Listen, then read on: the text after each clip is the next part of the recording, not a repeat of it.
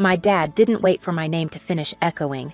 He stormed onto the stage, seized my wrist, and slapped me so hard the microphone caught it like a gunshot. At my own graduation, in front of everyone. "You don't deserve that degree," he hissed while my mom screamed, "You're just a failure in a gown." The crowd froze. My cheek burned. But my mind didn't. For the first time in my life, everything felt painfully sharply clear. They thought that moment would break me. They had no idea I'd already planned something worse, something they never saw coming. I used to think graduating would feel like stepping into sunlight after years of living in someone else's shadow. That morning, before everything shattered, I stood in my small apartment adjusting the crimson robe I'd borrowed from the university.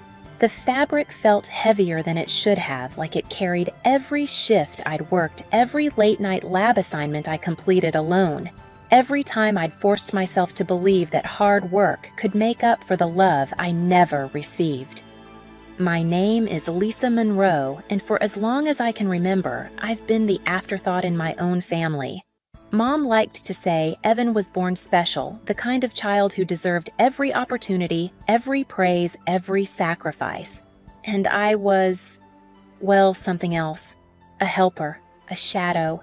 A kid who learned early not to expect anyone to show up for school performances or science fairs. Even the day I was hospitalized with pneumonia, I stared at the door waiting for them to walk in. They never did. So I learned to walk myself home, to study without being asked how my day was, to clap for myself when no one else would. I don't think my family ever noticed how quietly I disappeared into the background. They were too busy cheering for Evan. He got a car at 16. He got a fully funded out-of-state education, even when his grades were barely holding together. And when he moved back home at 27 with no job, no plan, and no rent money, Mom called it supporting his potential. Meanwhile, I worked 2 campus jobs and tutored on weekends just to afford groceries. But I didn't complain. I kept my head down. I focused. I dreamed quietly. And somehow, through that silence, I built a life they had nothing to do with. On graduation morning, I picked up the honor cord I'd earned through years of academic awards. The gold shimmered when sunlight hit it, and for a second, just 1 second, I let myself imagine Mom smiling at me with pride. I imagined Dad patting my shoulder.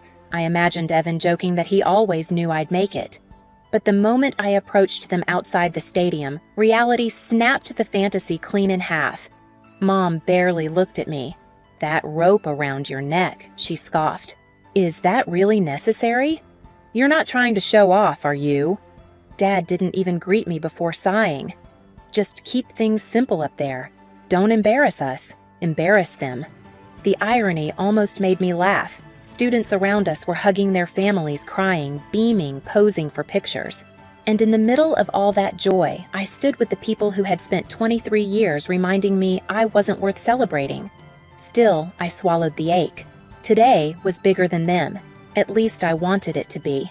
But sometimes life waits until the exact moment you rise to reveal who's been trying to pull you down all along. The closer we got to the ceremony, the more the air around my family seemed to tighten. Dad walked a few steps ahead of us, hands shoved deep in his pockets, jaw set like he'd been dragged here against his will. Mom kept fussing with Evan's collar, swatting his hands away as he scrolled on his phone, barely acknowledging that this day had anything to do with me at all. When I tried to stand beside them for a photo, Evan didn't move an inch. "Lisa, seriously, not everything has to be some big moment," he muttered. Mom nodded, already annoyed. "Your brother just woke up, Lisa. Don't start." I stepped back, heat rising to my cheeks. Around us, families were taking pictures like these were treasures they'd frame forever. Moms wiping their eyes. Dads trying to hide how proud they were. One girl's little sister held a handmade sign with glitter letters spelling, "You did it." The kind of sign I used to make for myself when I was younger because no one else would. I reminded myself to breathe. Inside the stadium, I lined up with the other graduates, the honor cord warm against my neck. Ahead of me, a girl whispered excitedly into her phone about her parents arriving early just to save seats. Behind me, a guy kept turning to check if his dad had made it to the front row. Every tiny moment around me felt like a quiet reminder of what I never had. Dad's voice cut through my thoughts as he approached the barrier separating guests from graduates. "Lisa," he said sharply, beckoning me over with 2 fingers like I was a child being summoned. I stepped closer, heart tapping nervously against my ribs. He looked me over, eyes cold, evaluating. "Keep your speech short. Don't try to make it emotional. No bragging. This isn't about you." My breath caught. "Dad, it's valedictorian. I'm supposed to." He leaned in, dropping his voice low enough only I could hear. "You don't deserve that degree." The words sank like a stone into my chest. I stared at him, unsure if I'd misheard. But he didn't blink, didn't flinch. He just let the sentence hang there like a verdict he'd been waiting years to deliver. Something inside me went still. Behind him, Mom rolled her eyes at my frozen expression. "Oh, don't make that face. Just get through this, okay? And try not to draw attention." Draw attention. At my own graduation, as the valedictorian, I stepped back into the line, gripping the edges of my gown to steady myself. The stadium lights brightened, casting long shadows across the rows of chairs. The music swelled. Names began to echo through the loudspeakers as graduates stepped forward one by one. My palms were damp, my throat tight. But beneath the nervousness, something new flickered, sharp, metallic, undeniable. Not anger, not yet. Awareness. I'd spent my whole life excusing their cruelty, translating it into stress, disappointment, misunderstanding. But in that moment, hearing my own father tell me I didn't deserve the thing I fought hardest for, I saw it clearly. They weren't afraid I'd embarrass them. They were afraid I'd outgrow them. When my name was finally called, the stadium erupted in a wave of applause that didn't feel real.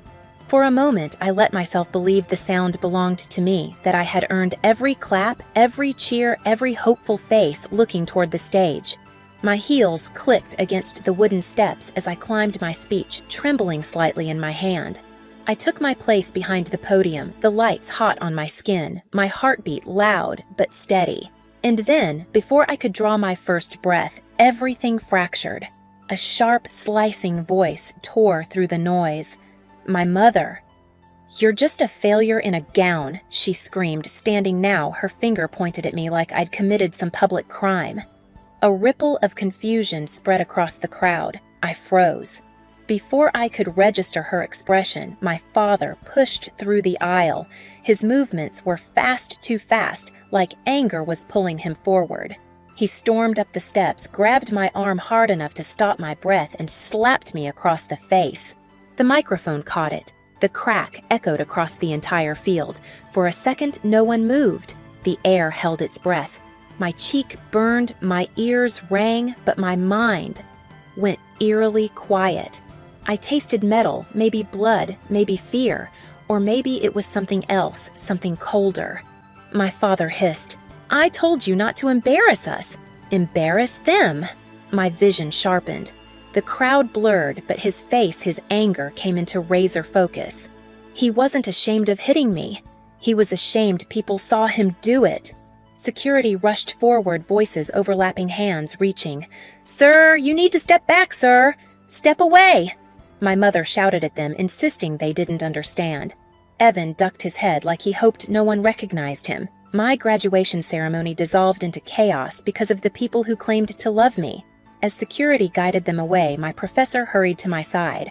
Lisa, can you hear me? Are you okay?"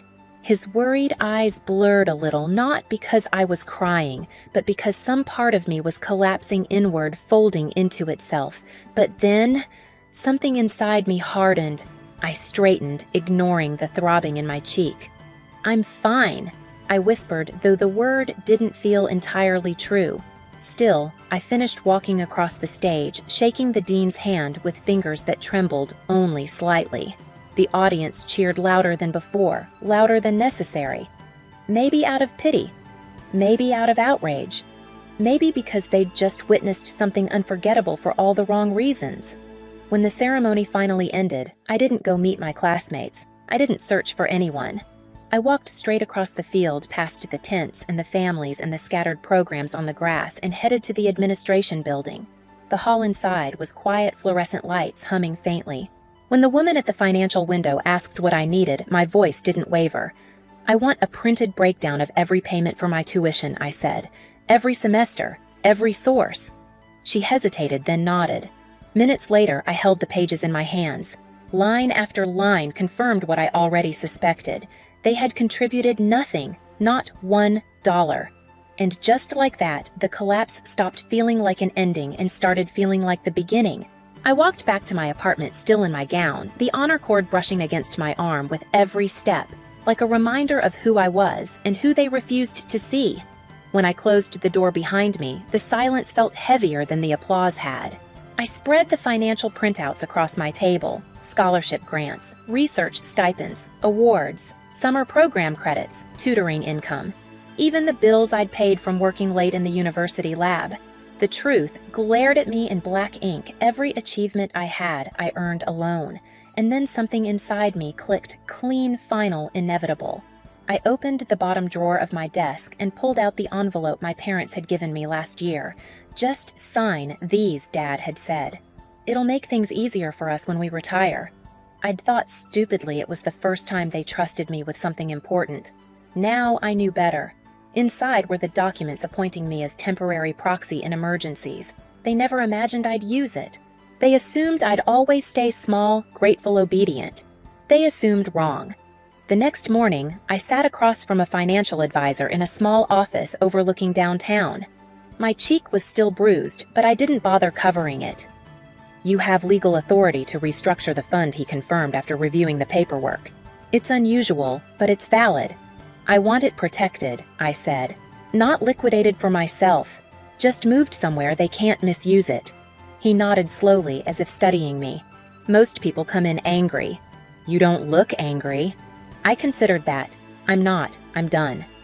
By noon, the paperwork was filed. The fund was placed into a trust with protections they couldn't bypass. I wasn't taking a cent. I was simply closing the door they kept slamming in my face. Hours later, the video of my father slapping me hit the internet. Valedictorian struck by parent on stage. The clip spread fast, first among students, then the local news, then people across the country who saw themselves in my stillness, my silence, my refusal to break, even when the world watched me shatter. Messages filled my inbox. Strangers sent support, shared their stories, asked if I was safe. I didn't respond to most, but one email made me stop. A tech investor from Seattle wrote, "Anyone who can hold composure under that kind of pressure has the resilience I want in my lab. Interested in joining my team." The offer was double what the university had given me. That night, I sat in my dark apartment, the only light coming from my laptop screen. My parents thought they'd humiliated me. Instead, they created the moment that changed everything. But I wasn't done. I returned to the university the next day. When the auditorium was empty, I walked back onto the stage. The podium still stood there, silent, waiting. It felt surreal being in the same place, but without the chaos, without their voices poisoning the air. I set up my phone hit record and faced the camera. My parents said I didn't deserve my degree. I began. "So, let's talk about what I actually deserve." I laid out everything calm, factual, steady. The scholarships, the grants, the bills I'd paid alone, the proxy rights they signed, the trust now protecting their own retirement from their poor decisions. "I'm not destroying their future," I said softly. "I'm protecting mine." Then, as a symbol not of revenge, but of closure, I fed the old paperwork they gave me into a shredder. The sound was slow, deliberate, final. "They had no idea what I would do next," I said to the camera. "But I hope they learned something from what I did." I stopped recording. No dramatics, no yelling, just truth. The video hit 1 million views in 2 days. My parents didn't call at first. Then on day 3, Dad left a voicemail. "Lisa, send us the access code to the fund. We can't get in." No apology, no acknowledgement, no humanity. Mom texted hours later. "Stop being dramatic. Your father needs that password." I sent one photo back the shredder. The next week, I boarded a flight to Seattle to start my new job. I didn't tell them. I didn't owe them that. My new workplace was bright, modern, full of people who cared more about ideas than appearances. For the first time, I felt like I belonged somewhere. It didn't take long for them to find me. One afternoon, after a long strategy meeting, I walked into the lobby and froze. My mother stood there twisting her handbag. My father hovered beside her, older, somehow deflated.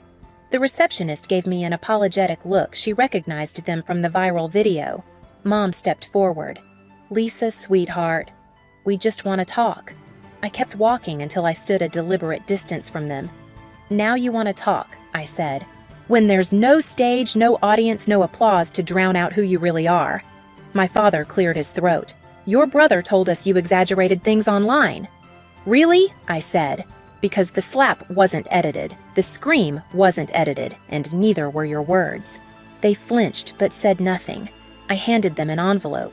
Inside were copies of everything: payment records, scholarship notices, grant approvals, their proxy signatures, and documentation showing the trust was legally protected. Mom's hands trembled. "Why are you doing this to us?" I looked at her evenly. "I'm not doing anything to you. I'm simply stopping what you did to me for years." Dad opened his mouth, but I cut him off. "You taught me something important, even if you didn't mean to. You taught me that some people only love the version of you they can control. And once you grow past that version, they try to crush you back into it." Silence stretched between us. "You can leave now," I said gently but firmly. "There's nothing left to discuss." They left without another word. Their footsteps faded down the marble hallway until they were gone completely. I exhaled slowly, realizing this was the moment I'd been walking toward my whole life. Not revenge, not triumph, but freedom. 3 months later, at a research conference in Chicago, I presented early detection models I'd spent years working on. Afterward, a dean approached me.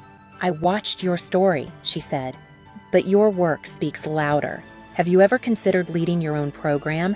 I felt that same clarity I'd felt on stage the day everything fell apart. Only this time, it didn't come from pain. It came from becoming who I was always meant to be. Chicago felt like a second beginning. The air was colder, cleaner, almost sharp against my lungs, like it was cutting away whatever still clung to me from the past. I settled into my new role, leading a small research team guiding students who reminded me of versions of myself that never had anyone to believe in them. For the first time, I woke up without bracing for someone's disappointment. Then, Evan reached out. A short message our parents had kicked him out, blamed him for everything, claimed he'd made them look bad. He said he had nowhere to go. He asked if he could stay with me. I didn't reply. Instead, I mailed him a photo from graduation the moment of the slap frozen midair, a reminder of how cycles break. I framed that photo on my new office shelf not as a wound, but as proof that rising isn't always loud. Sometimes it's a quiet decision to walk away and never look back. My parents still pretend none of it happened. Evan still waits for a reply. But I've learned that freedom isn't granted. It's claimed one boundary at a time. If this story touched something in you, tell me where you're listening from. And if you've ever had to fight your way out of a story someone else wrote for you, hit subscribe. You're not alone.